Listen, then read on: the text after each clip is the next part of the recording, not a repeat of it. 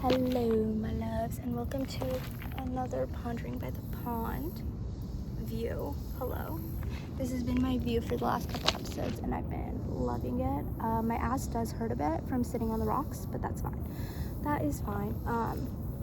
You gotta do what you gotta do for the view sometimes. But anyways, I have a couple topics that I want to talk. Obviously, Brazil did lose, so I'm in a bit of a shitty state at the moment, especially it being Neymar's last cup. And he was like my first ever, actually no, that's a lie, James Rodriguez was my first ever football crush, and then it was Neymar. I also really loved Oscar.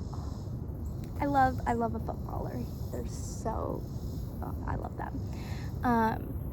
But yeah, so that's been a bit rough. Also, Luka Modric played his last game, and he's my favorite player of all time, so that is really rough for me as well, especially since I do believe Croatia deserved to win, at least get that equalizer in. Like, are you kidding me? A strand of hair? What the fuck?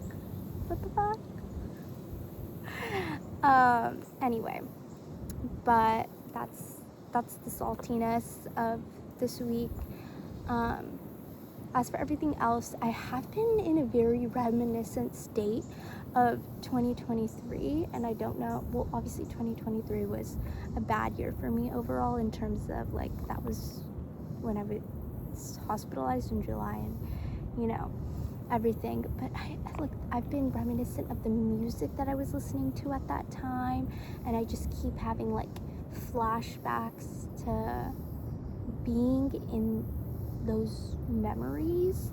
So I don't know what it is and why I'm so reminiscent of that time. I think it's because fall is coming up, and obviously this is around the time when I was hospital and I started treatment, because it is July. And it's like the more time that passes by, the more distant I feel from those memories, and it's kind of like grieving that person who I was before the hospital changed me. I also did just rewatch Sharing the Secret, and obviously the whole movie is impeccable, I think, but specifically like that ending, I don't think I noticed it ever too much, but because I was so like wrapped up in the rest of it, and how influential that is. But I never noticed, like, at the end, or I did notice, I just never really delved too deep into it. But she says, I think the hospital changes you, and it really does, because you go into the hospital and you're immediately like kind of isolated in this environment, surrounded by other people who get you, who understand you, who are basically on, like, for the most part, the same maturity level and emotional intelligence that you are, because they've been through these traumas that most people haven't experienced. But these are the traumas that have resulted in us being in this hospital environment. And so you're kind of, I wouldn't say tricked into, but like tricked into this mindset that there are people out there that understand you, like, and they're so common. But then you get back into the real world, and to this day I struggle to find a person that I didn't meet in the hospital that understands me on that emotional level. Like, I know Olivia does, but we've been friends since second grade. She's literally watched me crumble and fall and rise back up, and crumble and fall and rise back up. Like, so that is slightly different, because she's been around through all the seasons several times. But I have yet to find a person in college or in my adulthood that is on that same emotional maturity level as me, and that is willing to have those deeper talks and talk about real things. I don't know. I think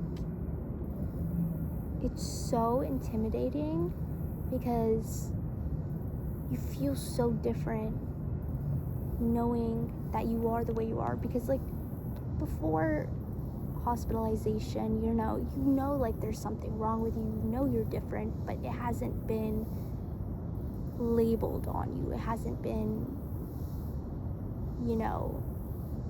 a part of you. And then when you're in the hospital, that was 6 months of my life, and then some. And it's been a nearly 20-year struggle for me. So it's like, before it was labeled, it wasn't a part of me, but now that it is, every memory that I have with those thoughts makes sense, and it's who I am. So I don't know, I think it's just so lonely to think about the fact that you're like on a different emotional level than everyone else, and you feel utterly sensitive to all of it because you feel things, and it's another thing that I have realized, and I was thinking about this, is like, it's one thing to have a war going on in your mind and to try and battle and keep yourself alive from that war. And it's another thing to look back into society and be like, is this really a world that I want to be fighting for my life to live in, given the cruelty, the hate that fills like every single country? It's just, is this really a society that I want to fight this much to live in? Especially knowing that like everything is essentially corrupt, and you kind of go into this existential crisis, this nihilistic spiral, and it's awful, it's miserable. And it's like, I genuinely think that 99% of my problems could, actually I don't want to say 99%, but a solid 50% could be fixed simply by people actually caring for one another, and it not being a battle of greed and corruption. If you make society a place where people actually feel safe and want to live, then the battle in their mind becomes a lot simpler and easier to deal with, because they have an external motivation to want to stay here. But who would want to stay in a corrupt and awful society? And I'm so grateful to be alive and to be in a place of privilege to say these things and see these things happen from my cushy little area. So I don't want to sit here and pretend like I have it bad. I don't. I'm in a very privileged position to not have to be in the battle. I just view it on the news, and that is so privileged. But it's still, it's not a motivator to want to live. Like, I don't know, like seeing the hurt in the world makes me feel hurt, and it makes me feel incapable for not being able to help everyone that I can. And it's just like, it's a spiral. It's an endless spiral of doom. All of it is. So it's just something I'm trying to wrap my head around. And I don't, how do other people deal with it? And I don't want to ask other people, because I feel like once you get that topic started, you might inflict that doom onto someone else. I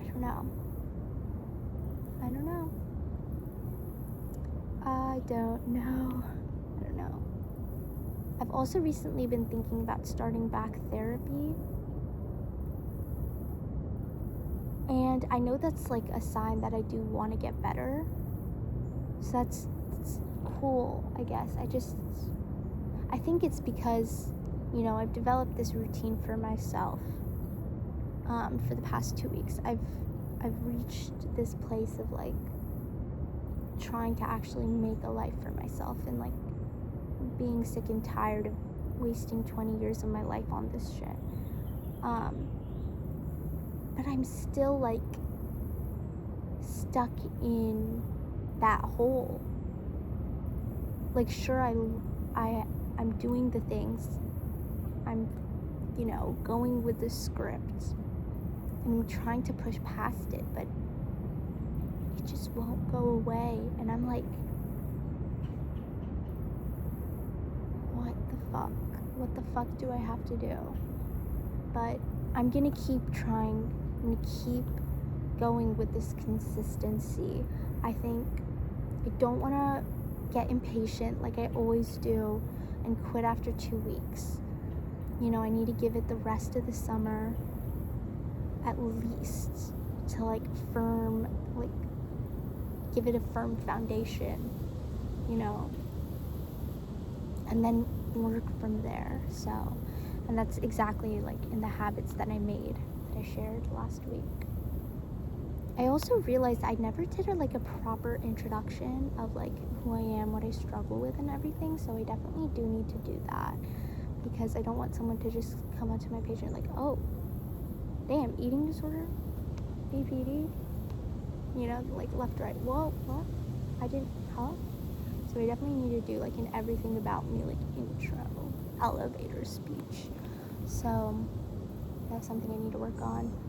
Another thing is, I know I'm saying like I'm still stuck in that hole, but I can feel like slight signs of actually wanting to make this life for myself and feeling motivated to do so by thinking about going back to therapy. I don't think I ever will, but the fact that the thought crossed my mind, that is game changing. And B, also finally talking to my psychiatrist about changing my meds, because I don't actually think they help at all whatsoever. Sure, they don't make me cry. That's a plus, because yeah, but like that's it. I'm just like numbed. But like the mind is still, you know. So definitely need to talk about that, or just see what's going on, because I think the thing is once he increases the dose, it feels good for a bit, and then it just like settles back into me, if that makes sense. Like, it, once that like dose, sort of the change is normalized in my mind and everything, it kind of wears off like its effects or what it's supposed to do. So I definitely need to talk about that. I've also been seeing so much negative connotation around BPD, and it's really upsetting me, because it's like, I already knew this difficult person for people to be around and to understand, and that I am so different. But for people to kind of put this like crazy bitch label around it, like, I know I'm a crazy bitch, but you don't get the right to call me a crazy bitch, because you just don't. You don't know what it's like to live in this bitch. So I don't know. I don't know how I feel about it. But I have been feeling very connected with myself, and like I know who I am. And I think that's step one to finding my purpose. I'm just worried that I've strayed too far away from my true passions and towards societal expectations of myself, that I might be stuck in this cycle of trying to please everyone around me and not actually doing what I want to do and fulfilling my own desires. So I think I might have strayed a little too far from that and might have lost a lot of myself. And I don't feel like giving up on everything that I've built already to see if that really is my true passion, because what if I go there and it's just not, and I've wasted all this time and I'm stuck back in that hole. So I don't know if, I think it's just,